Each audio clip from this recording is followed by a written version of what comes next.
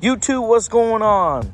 I am going to do a 6-month update on my E92 M3 on what I've done to it and where it sits as of right now and what I have planned for the future. All right, so we're gonna do a quick walk around. I got it in the widescreen mode.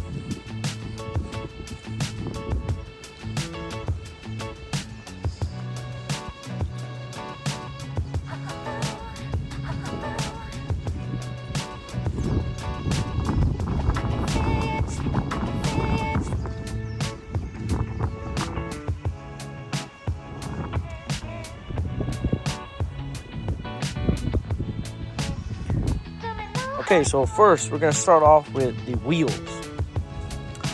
I picked up a set of Koenig Hypergram wheels, 18 by 9.5 all around. I'm using 15 millimeter spacers in the front and 20 millimeter spacers in the rear, with 275, 35, 18 tires all around. I will say that I love these wheels. Yes, I'm using spacers because they're actually meant for a 335i. Couldn't find the fitment for the M3, but it's okay. They look great and they fit. Coming along to the front, I've added a front lip, courtesy of Amazon. Now, I would get a nicer one, like a carbon fiber one, like a GTS style, but the roads out here and just how steep some curbs are, it's better to just get something that you're not worried if it gets damaged or not, you know. And then plus it adds a nice look to the car. I've also added a front license plate tow hook. Where the tow hook is, I moved from the front so you can see those 3 little holes. And then I've also added the air scoops. If you can see it, it's kind of red. Let's see, right there. Not sure that was good, but and then I've also changed up the stance on the wheel too, or on the car too, I'm on a rooftop, so hopefully it's not windy, but I changed the stance on the car. I lowered it more in the front and raised it in the rear. I like that kind of downslope look, not that reverse rake look, or being too low. Now if I had air, I'd go all the way out or all the way down. So on the rear, I removed the rear diffuser. That's why you kind of see, or that's why you kind of see that. What I want to say, like a scuff. And then also, I had some resonators installed, 4 to be exact, and the exhaust extended out. Yeah, I probably could have had it like flush against here, but I actually like it extended out because if I get another rear diffuser, it's not going to look so bad. So if you can see it under there, maybe not. The resonators are right there.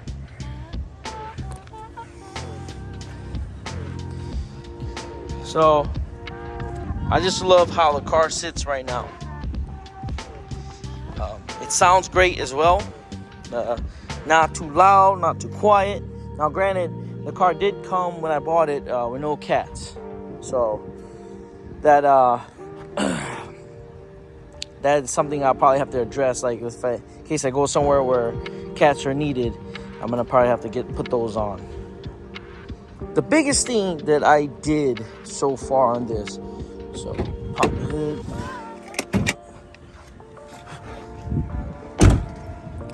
Was change out the idle air control valve and the fuel tank vent valve, along with the fuel pressure switch, which is right up there. So the idle air control valve is under the plenum, along with the fuel tank vent valve. I also changed out the cabin air filters.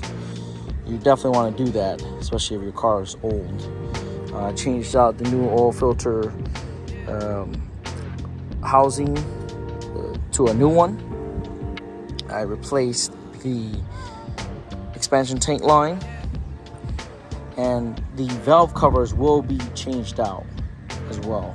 Just I need some time for that, because some people say they do it in 30 minutes. Some people say they do it in 30 hours. That's kind of long. That's time I don't have. So that's just from reading on the forum and stuff.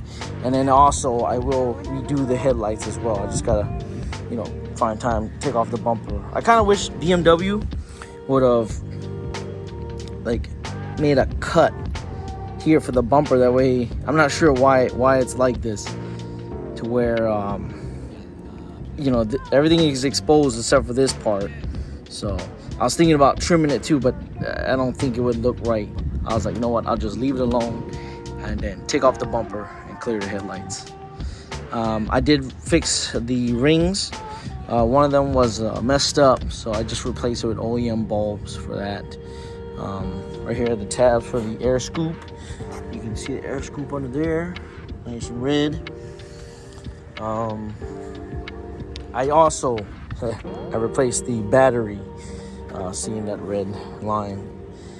The battery, I'm surprised, lasted in this pretty long, because it looked like the OEM battery. I replaced also the brakes, just pads. It had a brake pad wear sensor light come on, and all I did was I tied them off and cinched the wires together. No more lights on the dash. Got rid of the TPMS lights by getting new TPMS sensors, and that was, to have a car this old and not have any lights on the dash is just amazing. Granted, there's maybe some that never had lights, but I don't like having a car with all kinds of lights. One of the big things too that I plan on replacing is that carbon fiber roof. Like this needs some help. But other than that, I'm really happy with this car. Every time I get in it, it gives me joy. Now, I will say I've had some bad luck with it. Things going out, car dying on me with the idle air control valve going out. But other than that, I fixed that. Oh, also, there was an oil leak, a mean one. Found out that when whoever changed oil on this before me, they forgot to put an O-ring. So, put a new one on there. Doesn't leak anymore. And all right, what BMW doesn't leak? But this car in the future, if I was planning on selling it, but since it's paid off, I'm probably going to hold on to it. I did offer the old owner, the original owner from this, if he wanted to buy it back, only him, because he told me, he said, if I ever do plan on selling this, please hit him up first. And if I do sell this, I will replace it with something. It's no secret. It's either going to be a Supra or a E92 M3 manual. I don't drive nothing else but manual. There are some cars that are automatic I don't even know how to drive, and that's not even being funny. I'll get in and I'm like, how do you put this in drive? Or how do you even put it in reverse? Future upgrades would be brakes, carbon fiber roof getting repaired, a repaint on the car in the future, headlights redone, and then once I address the valve covers and the throttle actuator, I plan on supercharging this, either with a VF supercharger or a ESS supercharger. I don't know if I want the G1 or G1 Plus. I'm not looking to have crazy horsepower. I just want a little bit more boost, if you will. I just want a little bit more like something. Because I know this car is not going to be 700, 800 horsepower, 1,000 horsepower. I don't plan on building it. I just plan on enjoying it. And bringing this out 8 to 8,000 RPM is just awesome. So, and then also too, the intake, I can get rid of how it doesn't fit correctly because I don't have the bolts. That's how it came. Other than that, for the most part, the owner took care of it on the outside. The older cars get and you don't maintain them, or maybe things just go south. Then you gotta do the maintenance. It's just like any car. You take care of the maintenance, it'll take care of you. I will get different seats, not right now, and then I will adjust the headliner. But for the most part, I just really enjoy driving this. I get all kinds of looks. Some people wave, I wave back. If they don't wave, I even wave to some people and they don't wave back. Just look at me like, hey, who's this guy? Yeah. So this is the 6-month update on my E92 M3. Future changes too. When I do repaint this, I'm not gonna repaint, change the color, but I'll probably just get rid of like some of the, the holes in the front. I will wrap it a different color. And wheels, I'm gonna hold on to these, but I maybe want some TE37s. I know, right? Typical E92 M3 TE37s. Or I want some Apex wheels.